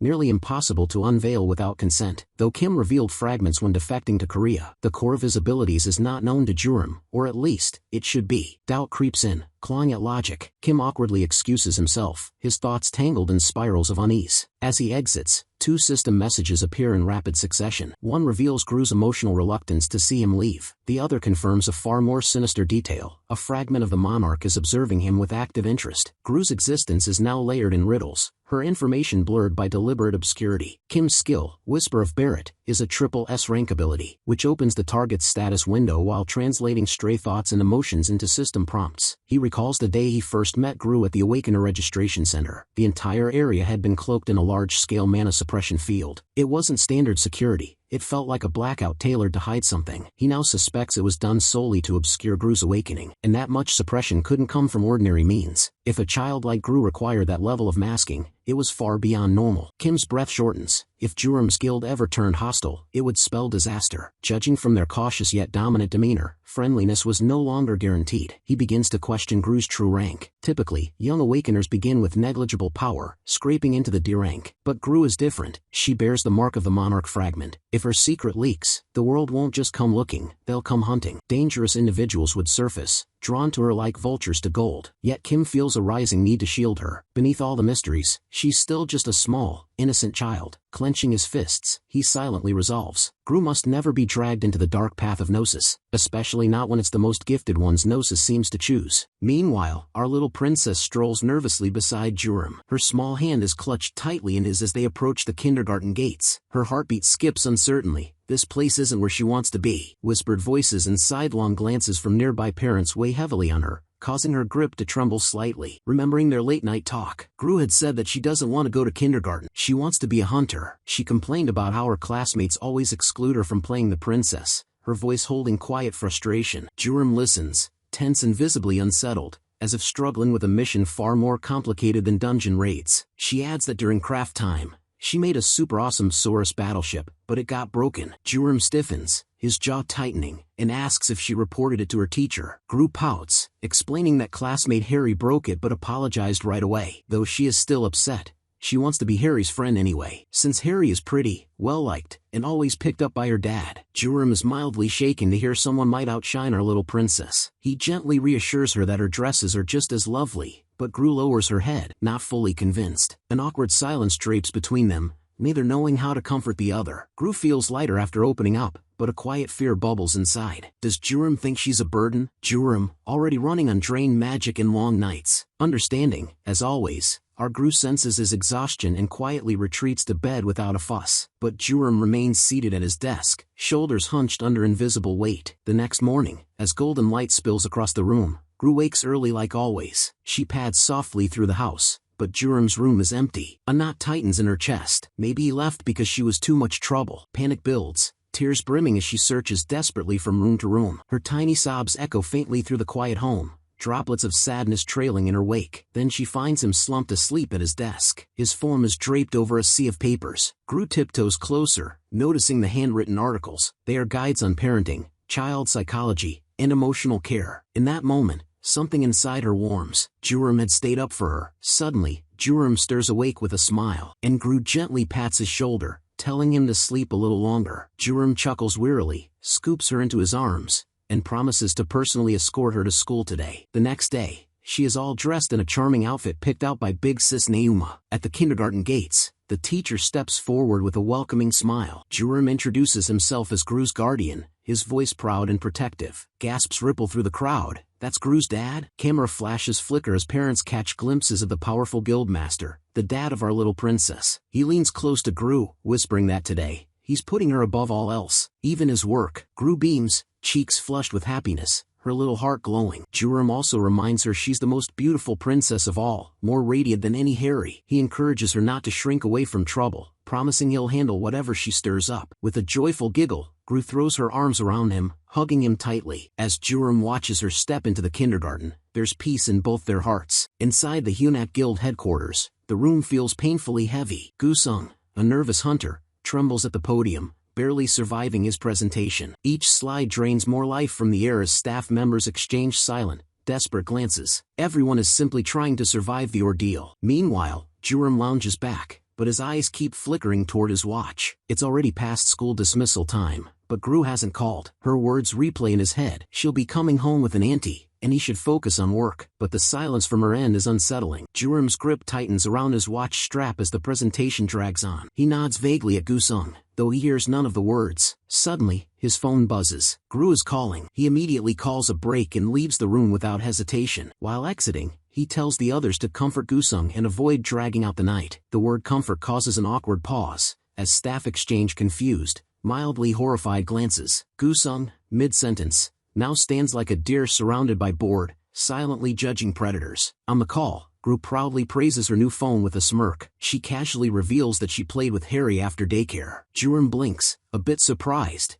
and asks if they made up. Gru explains that Harry apologized, and now they've decided to be friends. Juram exhales, amused and relieved. Then she says she drew him at daycare. The drawing was merely a stickman head on a pony's body. Seeing the art, Juram freezes, visibly startled and embarrassed by the inhuman figure. But still, he hesitantly praises her creativity and tells her to keep studying. All of a sudden, realization hits him. This must be why Secretary Yoon always grins like an idiot at kids. Her silly stories and little dramas stir something new in him. Gru suddenly adds that she was jealous that her friends went to amusement parks last weekend. Juram pauses, then asks if she's ever been. She quietly admits she hasn't. Just as the chaos of the presentation filters back into his ears, he gently smiles, and offers to take her to an amusement park himself. As they step into the park, Gru's eyes sparkle with pure wonder. The warm lights, strange creature dummies, and laughing children pull her in instantly. She runs from one spot to another, unable to contain her joy. Juram watches quietly, overwhelmed by her happiness. He had to cast multiple sensory dampening spells to get here unnoticed, but seeing her joy makes every spell worth it. Surrounded by colorful mascots and dancing lights,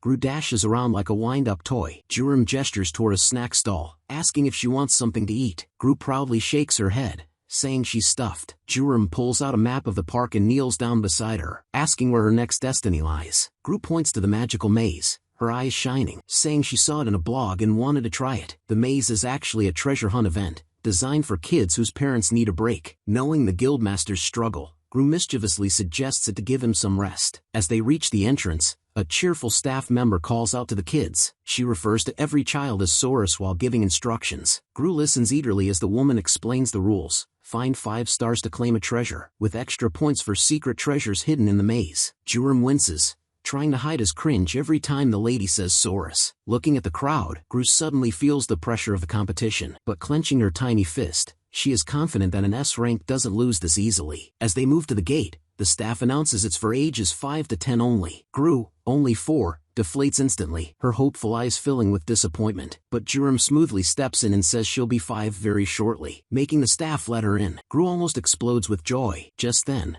parents are asked to wait in the designated lounge. Just as Juram turns to leave, something catches his eye. One of the security guards nearby has a faint mana presence. An awakened guard at a kid's event? That's suspicious. But seeing no immediate threat, He walks off without overthinking it. The instructor starts the timer, announcing 15 minutes for the challenge. Gru raises her hand excitedly. While at the maze, our Gru is left all alone while the others roam around in duos and squads. Smirking smartly, she goes through her bag. She pulls out her detective's magnifying glass. According to the blog she read, the real toys have low-grade mana embedded in them. So with the gadget, our little boss won't need to struggle much. With excitement, she looks through the glasses. At the same time, she spots a shiny item inside the wall. It was the hidden treasure left in tricky spots. Just before she could grab it, a boy snatched it from her. This made her visibly frustrated and angry. She scolds him to give it back since she found it first. But the dimwit kid mocks her instead, calling her a little chickpea. He runs toward the teacher, yelling that he found a treasure. Our little boss is startled. Her face turns pale at being called a chickpea. Shifting her mood suddenly, she decides to find another treasure and leave that one behind. She wasn't planning to use her secret weapon before, but now she's determined. Pulling out her cart from her backpack along with gadgets, she roams around with her magnifying glasses like a pure detective. She calls the mocking kids to follow her for something interesting. She follows the huge shine glowing in her detective glasses, with the boys also following. Just as she enters the girls' washroom, the boys halt in shock. Damn, our little boss just baited those bullies. Continuing her hunt, she searches through the entire room. She finds the treasure hidden inside the toilet tank. Building up determination to grab it, she pulls her sleeve to remove her watch, but she's startled and worried upon seeing no watch on her wrist. At the same time, a Dino-looking dummy enters through the gate, confusing her. Suddenly, a cute little boy enters the room and quickly closes the door, immediately grabbing Gru by the mouth and whispering for her to stay silent. Gru feels shocked. He's the prettiest kid she's ever seen, yet something feels familiar. Meanwhile, the lady disguised in the dinosaur suit speaks on her phone. She tells the person on the other side that the washroom is clear and no one is there, and hints at stealing something during the call, catching Gru's attention. Hearing the overwhelming announcements about pickpocketing, Gru realizes the lady might be a thief, and that she also took her watch. Just as the lady leaves, both Gru and the boy hiding in the toilet room breathe a sigh of relief. Seeing the boy about to leave, Gru grabs him by the shirt and tells him not to go out since they might still be roaming around. In agreement, he sits beside her awkwardly and reveals that the Dino is a pickpocket and stole his necklace. So he followed it and saw stolen things being hidden there. Shocked and startled, Gru asks if he sought help from his parents. Shedding tears, he reveals no one cares about him, so he didn't bother anyway. He says his parents dumped him in the amusement park because he's the kid they don't want to deal with. Referring to his mother as that woman, he says his parents won't care anyway. Gru is shocked hearing him disrespect his mother, confused about how to react. With determination shining in his eyes, he says he'll find his necklace by himself another day. Sadness slipping through, he also reveals that the necklace meant a lot to him since it was a gift from his mom. Meanwhile, Gru thinks, if only she had a phone, she could have asked the guildmaster for help, but she's only been wearing her smartwatch these days. Pausing for a moment, she wonders if the stolen items are at the next stall. Why not grab them herself and help the boy, too? Consoling the young boy and telling him she'll help, she stands up with excitement and determination. She insists that the pretty boy introduce himself. The cute boy says his name is Seo Woju and tells our little princess she looks like a doll. He then asks her if she's in the industry too, which makes Gru dazed and confused about what exactly industry means here. Woju blinks in surprise. He genuinely thought our little boss worked the same kind of job as him. Still a bit unsure, Gru doesn't want to believe he's a hunter too, but she can sense some man on him. Raising her brows, she asks plainly if he is also from the industry. He nods with a shrug,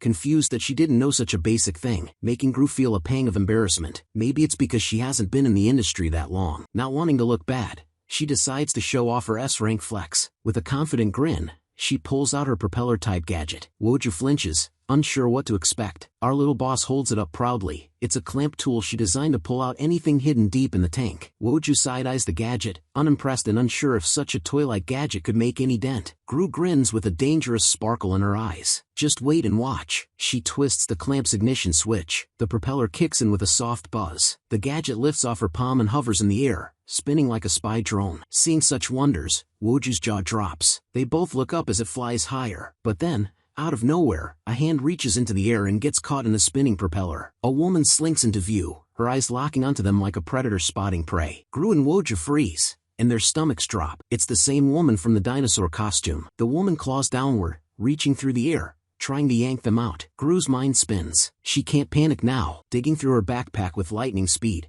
she gropes for anything useful. With a swift pull, she grabs her chick-shaped toy grenade and lobs it straight at the woman's face, making the woman shriek, stumbling back in panic. With a startled shriek, she loses her footing and crashes from the toilet door straight down into the pot. Gru and Woju quickly escape in panic, their hearts pounding from the chaos. After a while, they sneak back through the hallway, cautiously checking if the woman is gone. Seeing no sign of danger, Gru suggests they should tell an adult who could help them out. Mildly frustrated, Woju reminds her that no one would believe their story since they're just little kids. He adds that what they just witnessed is far too absurd for any adult to take seriously. Gru calmly replies that she won't tell anything bad, just the truth. But Woju snaps, saying it's fine to do bad things to bad people. Still, Gru keeps insisting on finding an adult to talk to anyway. Continuing his frustration, Woju claims all adults are the same, useless or harmful. And even if one believed them, that psycho woman might go and tell his dad about the necklace. Gru pauses for a bit, realizing that the people who gifted their lost possessions would feel hurt. That thought strengthens her resolve to get their items back no matter what. Suddenly, an idea strikes her, and she leans in to whisper it into Woju's ear. Though he finds the idea unrealistic at first, he hesitates. Remembering Gru's earlier display of potential, he feels unsure but intrigued. With no better plan in sight, he nods and agrees, joining hands together, ready to face what comes next. As they head to the designated meetup area where the teacher told them to return, they're stopped midway. The same bullies block their path, questioning Gru's lateness and asking if she found anything. Woju steps forward and boldly calls the kid a villain. Gru feels surprised, wondering how he knew. But Woju says the kid's jerky outfit gave it away, making her a little upset, thinking Woju is judging people by appearance. In the meantime, the bully swings his tiny fist at Woju in anger, but Woju effortlessly dodges. With a firm grip and shining eyes, he grabs Gru's hand, and the two dash away without looking back. With flashing speed,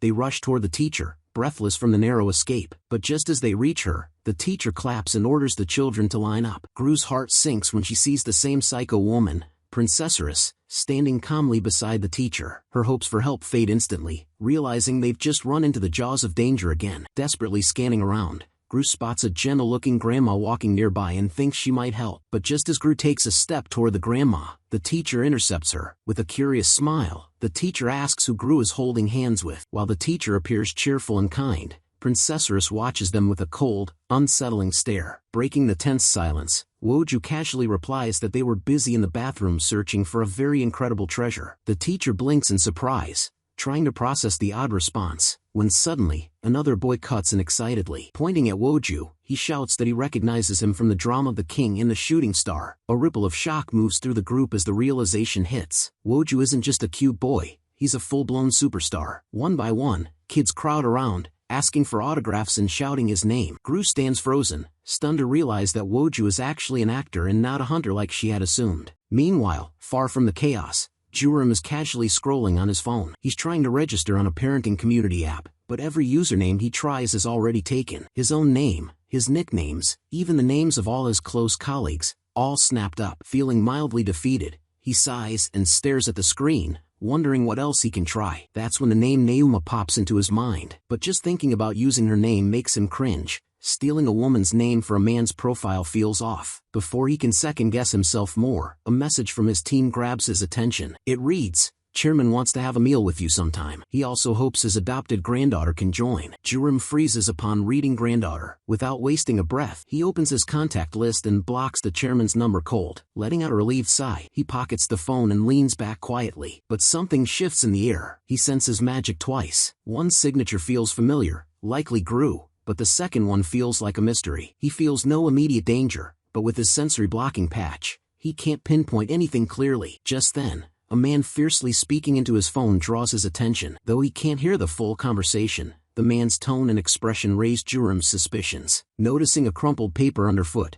he picks it up and decides to investigate things personally. Back at the amusement park, Woju is swamped. Kids and even adults press in from all directions, desperate for his autograph, chanting his name like fans at a concert. The teacher tries to calm the chaos, directing everyone to form a line. Gru watches from a short distance, quietly relieved. With all eyes on Woju, no one's paying attention to her anymore, perfect for her plan. But she still needs her gadget and cart to retrieve the stolen items from the bathroom stash. Slipping away through the crowd, she weaves her way out unnoticed. Meanwhile, the teacher, clearly flustered by the situation, gently asks Woju if they could step aside for a chat. Feeling wary, Woju squints at her and bluntly asks, "Where to?" The teacher chuckles awkwardly, suggesting any place would do, assuming Woju had something to discuss. Out of nowhere, Gru raises her voice, announcing, "All the treasures are that way, while pointing to her cart, grabbing everyone's attention. The cart contains all the stolen items taken by Princessoress, aka the Psycho Lady. But the lady goes wild, instructing the kids not to touch them. The mischievous kids, blinded by the word treasure, rush toward the cart anyway. Following the kids in a fiery rage, the lady shouts and warns them not to touch any of the stuff. But everyone is blindly rushing toward the cart. Just in time, the lady touches Gru's special gadget before any of the kids do. It activates the skill, Hibiscus Flower, which paralyzes any organism that touches it without the owner's permission for 30 minutes. Feeling relaxed now that they're safe, Gru proudly flexes, saying this is how an S-rank catches a thief. Just as she offers a hand to Woju to leave, Woju, with his face turning blue in fear, nervously tells her to look behind. But before she can even swing around, she gets caught in someone's arms. Moments later, Jurim appears at the scene. Sudden confusion erupts in the place. Security forces begin discussing that Gru is missing, and so are several leading staff members. Jurim notices Gru's smartwatch lying in her cart and casually picks it up, but a security guard warns him not to touch the items. Instead, Jurim forcefully snaps the guard's walkie-talkie and speaks into it. With authority in his voice, he introduces himself as Guildmaster Jurim, declaring that a 4-year-old girl has gone missing just moments ago. With a strong command, he orders the administration to restrict all exits immediately and not let anyone out until she's found. Eyes glowing with intensity, he threatens a forced lockdown himself if anyone dares to disobey. Finishing his command, he tosses the walkie-talkie back at the security, leaving them confused and terrified. Out of nowhere, an old woman appears and advises the security to follow Jurim's orders, warning them that his threats are real. Turning to Jurim, the woman says, "You're still the same." But Jurim, not wanting to make things awkward with greetings, stays silent and fully focused on his new task. The woman is none other than Chairman Nam. She simply nods and agrees to catch up later. Soon after, the park administration issued an urgent notice. All exits are sealed, and staff are mobilized to locate a missing 4-year-old girl with slightly blonde hair. Elsewhere, high above the roller coaster chains, Jurim scans the vast park like a vigilant guardian, eyes sharp, searching for Gru. But even though all the visitors inside the exhibit hall have been evacuated, he senses no trace of Gru within the entire structure. Pressure builds in his chest as the silence grows heavier, tension rising with every second she remains missing. At the same time,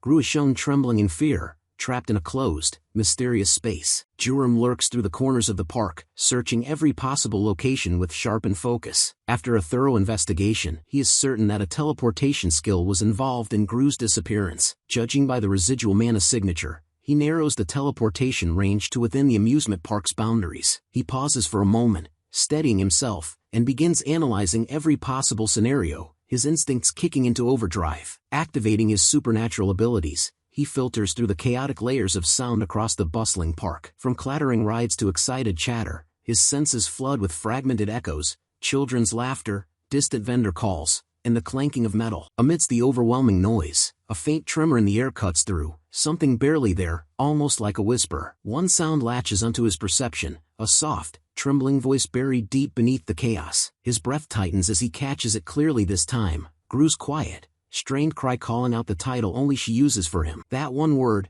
Guildmaster, pierces through everything, and a thin trail of warm crimson slips down from his ears. Meanwhile, the public announcement about the missing child grows louder, amplifying the tension across the park. Hidden deep within, suspicious staff, likely behind Gru's disappearance, begin to panic. Their voices shake as they question who she really is, unsure if she's some high-ranking child under protection. But they are trapped too, since the amusement park's land is vast, and the one in charge of teleportation lacks the mana to transport them out. Worse yet, their operation remains unfinished. They still haven't looted all they intended from the scene. In fear, they whisper plans about logging them out completely, referring ominously to both Gru and Woju. Woju, barely holding back tears, asks Gru if she has another gadget to get them out. But their hopes fall, as Gru dropped her bag during the chaos, and her tiny inventory couldn't hold much at all. With no tools and nowhere to run, fear wraps around them tightly. Suddenly, the staff's voices turn to loud, angry scolding, echoing through the dark room and shaking the walls with rage. The chaos is too much, even more terrifying than an S-rank monster Gru once faced. Her mind flashes back to Malikian's words about danger, making her wonder if this was what he meant. But still, seeing Woju frozen in fear, Gru feels the need to protect him rise stronger than her own fear. Remembering the countless times she escaped danger as an orphan,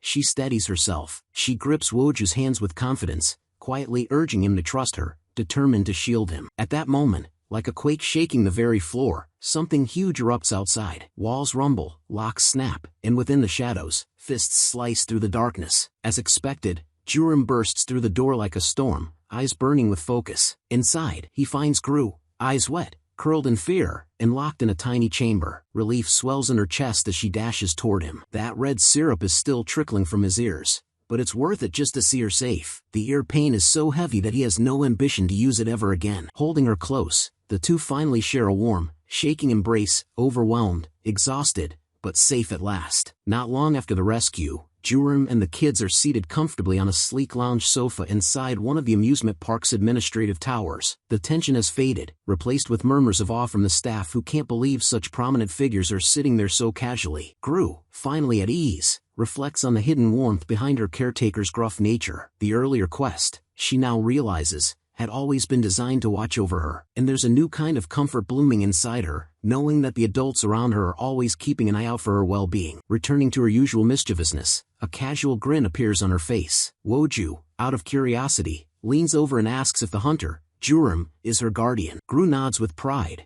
casually revealing that she was adopted from the orphanage. As the conversation flows, they both start wondering when Woju's own guardian would arrive to pick him up. Just as the thought settles, the door swings open with a loud bang, startling everyone inside. His mother steps in, radiating fury. Her presence is sharp and immediate, words already flying as she scolds Woju. Burning with anger, she claims that his absence caused trouble and humiliation with his father's side. But Woju remains calm, sitting upright with his hands folded. There's no hint of guilt in his expression. He doesn't believe he did anything wrong. Without a fuss, he simply requests his phone, and casually hands it to Gru. Gru takes it without hesitation, typing her number in with expert confidence. With the mood flipped, Woju grins and declares he'll repay Gru one day. Today's rescue gave him a debt to honor, yet, making it clear, this isn't out of affection. He's just comfortable around her, and there's no reason for her to take it the wrong way. Gru, beaming with joy, calls him kind and even pretty. Flustered, Woju blushes, caught off guard by the compliment. As he turns to leave with his mother, he throws one last glance back, mumbling a shy farewell and calling her the pretty one. Gru's cheeks flush red as she waves back, the playful exchange leaving Jurim utterly stunned. Watching the two kids casually flirt after knowing each other for barely a day, he starts to feel slightly threatened. Jurim's overprotective instincts kick in as this pretty nickname banter seems like a dangerous new trend. He does admit to himself that Woju is a decent kid, but the woman accompanying him doesn't give off a good vibe. Imagining her as Gru's potential mother-in-law, he shudders, already picturing family drama, overreactions, and future chaos. The anxiety bubbles so fast his skin turns noticeably pale, lost in his own overthinking spiral. Just then, the heavy door swings again, and in steps Chairman Nam, flanked by her bodyguards. Gru watches curiously, unsure of who the woman is, while Jurim immediately tries to lower his gaze in quiet embarrassment. It doesn't take long before Gru recognizes her. She's the same old lady she saw earlier. The chairman's eyes soften as she instantly recognizes the little girl before her. With a gentle tone, she introduces herself as Grandma Nam Ji-won. To Gru's quiet astonishment, this kind old lady turns out to be the very owner of the whimsical fairy mechanic Saurus Land. Hesitant yet polite, Gru greets her, her usual bold spirit momentarily humbled. The chairman expresses heartfelt gratitude for Gru's help in catching the pickpockets, but displaying grace and humility, Gru also credits the guildmaster for playing a vital role in the incident. But Nam, acting playful, downplays it with a grin and jokingly blames Jurim, branding him a strong bully in a cheeky way. Jurim, caught off guard, stiffens in awkward embarrassment. Lightening the moment, the chairman decides to postpone any heavy discussions. Instead, she presents Gru with a wrapped gift box. With a wink, she suggests the gift be opened only at home, keeping its contents a little mystery just for our little princess. Gru beams with delight, cradling the gift in her arms and offering a sincere thank you. Then, turning her attention to Jurim, Chairman Nam calmly asks if he's up for their long-delayed conversation. Behind her composed demeanor, Nam reflects on what she's heard, that Jurim had recently adopted a child. She hadn't expected the child to be the sharp, adorable girl now playfully tucked under his wing. Jurim, keeping a straight face, simply accepts his luck and mutters that he'll be on his way. That bold comment makes Nam smile. Taking a small breath, she reminds him of his father and that he's been burning with desire to see his granddaughter. Jurim exhales lightly, rubbing the back of his neck. That's the last thing I wanted to hear, he says. But then, almost grudgingly, he admits he appreciates the sincerity in her voice. For a beat, silence falls between them, not awkward,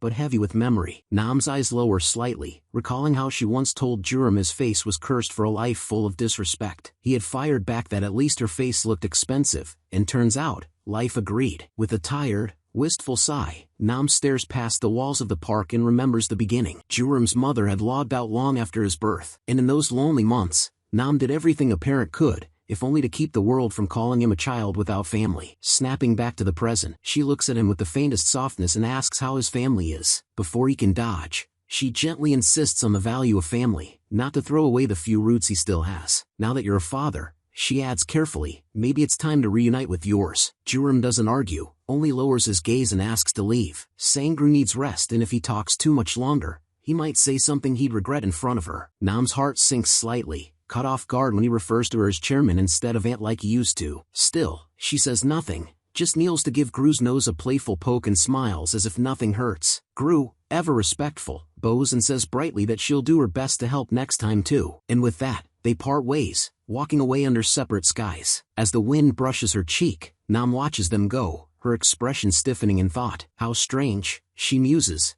that the same boy who was careless with his own family now cherishes his daughter like treasure. Meanwhile, walking quietly, Gru tilts her head, curiosity bubbling inside. She suddenly remembers something Grandma Nam had said earlier, the guildmaster does have a father. Scrunching her nose, she realizes she's never really thought about it before. Then, with a child's wild imagination, she begins to picture what the guildmaster's father might look like. Probably serious, just like him. And because he's a grandpa, Gru decides firmly, he has to have a mustache. A big, fluffy one. She wonders quietly what it would feel like to have people you're really tied to. And before she knows it, her thoughts grow even crazier. What if she could find her real parents someday? Her imagination kicks into overdrive, picturing herself rich, powerful, and famous. Maybe then, her parents would want to live with her again. But quickly, she shakes her head, realizing the guildmaster probably wouldn't let strangers live in his house. I'll just make enough money to buy us our own house, she mumbles, balling her fist. And just then, she remembers seeing a post on the Onion Market about finding lost people. Eyes lighting up, she is determined to go through it once she gets filthy rich. With newfound determination, our little boss vows, she'll find her real parents someday. Back in her room, Gru lines up her empty bear bottles like soldiers on parade. Her hands move fast, and with skilled kneading activated, she starts crafting. When it's finally done, she lets out a long sigh of pride. Because, unlike before, when every skill made her huff and puff, now she's a total pro. Her kneading skill has now leveled up by 2 stages. Even better, she can now mass-produce healing items. And she's also unlocked the ability to make B-rank healing potions, which is the real deal, the kind high-ranking hunters are willing to drop serious cash for. Eyes sparkling, Gru makes a decision. She'll list them under a weird name on the hunter market. Logging in quickly, she types fast, posts the potion, and waits. Not long after, her phone buzzes with a notification, making her freeze in shock. An anonymous user has deposited 10 million won to buy her potion. Her eyes go wide, her jaw drops, then joy explodes across her face as she realizes it's real money, not onion coins. Real, all thanks to the guildmaster, who helped her with the bank accounts. Clenching her tiny fist, she grins, with fire in her chest and stars in her eyes. Our little boss is ready. She's going to make something even greater now. Until now, her skill proficiency had always remained low, a chain of silent disappointments and failed attempts. But today carries a different air, upgrading her skill using filial piety points, trusting the system one more time. Upon activating the skill, pulling it off with ease, a soft flash envelopes the scene. When the light fades, the extraction is already complete. Yet, in her tiny palms rests nothing more than a plain egg. Gru studies it quietly, confusion drawing across her face. A deeper analysis confirms her growing worry. It isn't a star candy. Even the system's information display appears distorted, glitched in a way that adds weight to her disappointment. The fear that it might be defective once again begins to stir within her chest. But our little princess has never been the kind to give up. Passion and perseverance have always stood as her silent foundations. She activates the skill again, pouring hope into it, only for it to fail spectacularly. A warning window emerges, cold and unfeeling, declaring that further attempts may destroy the item. Her fingers clutch the egg tighter as sadness pools in her throat. She sits quietly, staring at what she's managed to extract, unsure if this is all there ever was to gain. The feeling of disappointment grows heavy in her small frame. Then, from the depths of memory, an old kindergarten lesson surfaces. She had once learned that chicks hatch from eggs,